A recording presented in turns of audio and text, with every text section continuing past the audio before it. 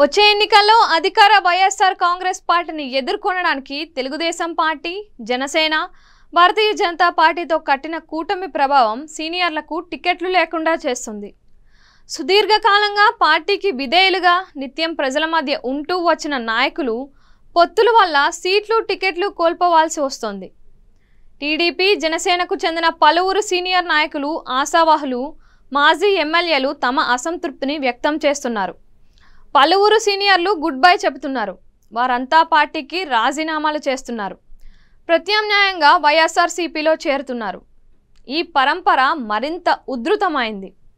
అన్నమయ్య, రాయచోటి జిల్లాకు చెందిన Telugu Desam party senior నాయకుడు రెడ్డప్పగారి రమేష్ రెడ్డి, జనసేన సీనియర్ నేత పోతిన మహేష్, మాజీ శాసనసభ సభ్యురాలు, జనసేనకు చెందిన సీనియర్ నాయకురాలు పాముల రాజేశ్వరి వైఎస్ఆర్సీపీలో చేరారు.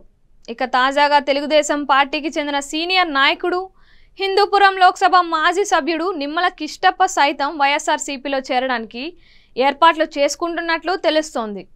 శ్రీ సత్యసాయి పుట్టపర్తి జిల్లాకు చెందిన నిమ్మల కిష్టప్పకు ఈ ఎన్నికల్లో పోటీ చేసే అవకాశం ఇవ్వలేదు చంద్రబాబు నాయుడు.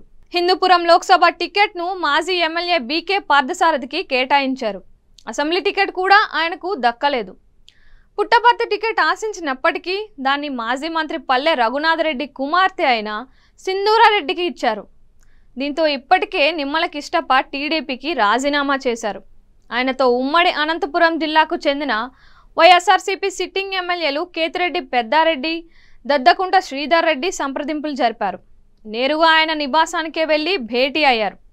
వైఎస్ఆర్సీపీలో చేరాలంటూ ఆహ్వానించారు. దీనికి నిమ్మల కిష్టప్ప అంగీకరించారని తెలుస్తోంది. త్వరలోనే జగన్ సమక్షంలోనే వైసీపీలో చేరతారనే ప్రచారం కూడా జరుగుతోంది.